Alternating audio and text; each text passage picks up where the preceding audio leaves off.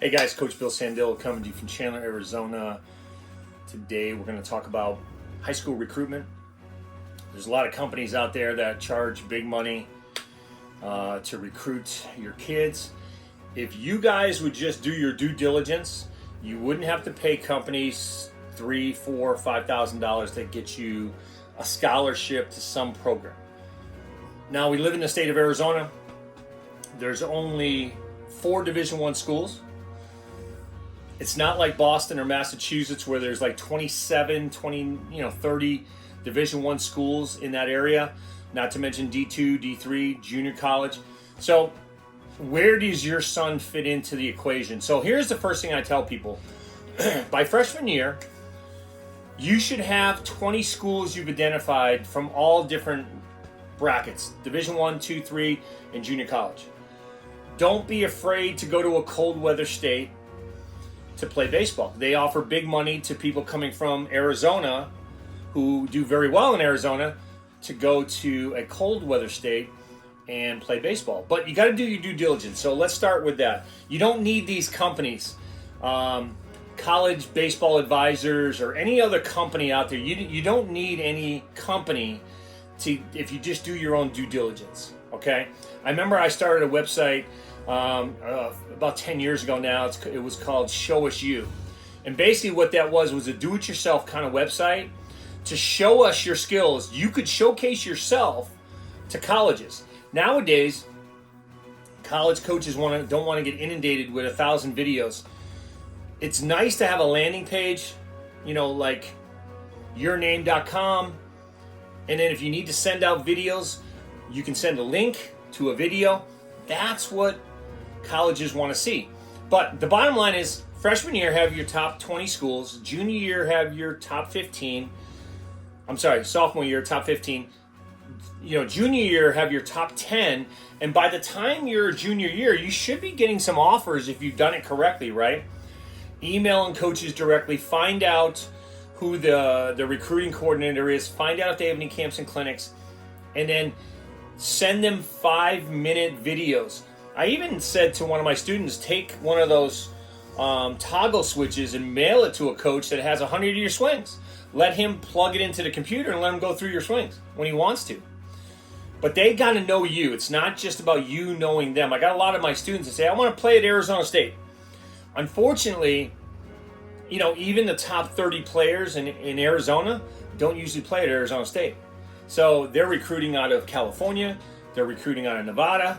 Obviously, they need to recruit closer to home if you're a top echelon player here in Arizona. But the bottom line for anybody who's playing baseball and coming to see me for sessions, we've gotten over $7 million in scholarship money for players.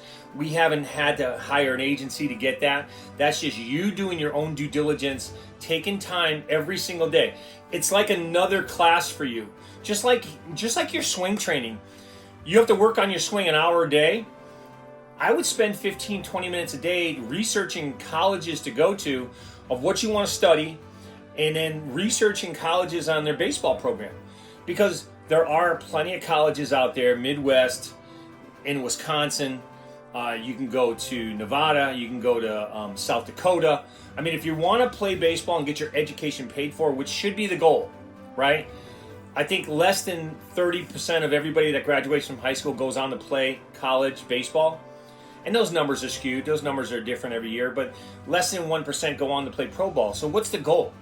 Your goal isn't professional baseball. Your goal is to get your education paid for, because you don't want to come out of college with debt. I can tell you firsthand, when I went to American International and I went on a baseball scholarship, I didn't get a full ride. I left school with debt, and I didn't have people who knew what, my parents didn't understand, that student loans and having debt and you need to pay. I didn't understand it. I didn't learn that process along the way. So I ended up having about $40,000, $50,000 in debt. And then if you don't pay those off, you start getting into default, your credit suffers, and it was a whole thing. I ended up paying off my student loans 20 years after I graduated from college. So the bottom line was, now I have great credit. Now I understand finances. I'm trying to help my kids understand it. I'm trying to help my students understand it. You got to do your own due diligence on where you can play. And here's the thing. Don't go to a school that you want to sit the bench on. Go to a school that you can actually play. Okay? There's plenty of schools out there. Cold weather state schools, New England, Boston, Connecticut. You can even try to get to Florida. It's a warm weather state, but Florida does a great job of recruiting in-state. Texas does a great job of recruiting in-state.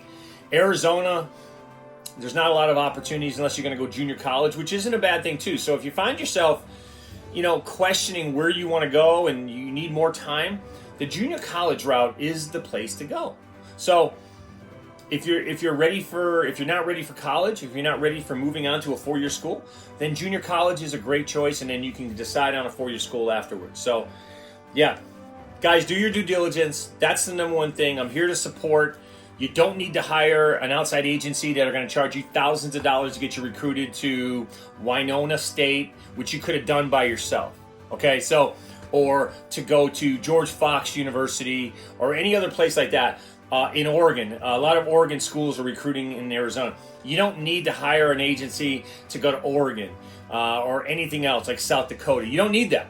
What you do need to do is you need to educate yourself, do your due diligence, get it done yourself, and then I'm here as a sounding board. Like I said, $7 million for my students so far. I didn't take a penny of that. I didn't take a penny from any of my students to do that.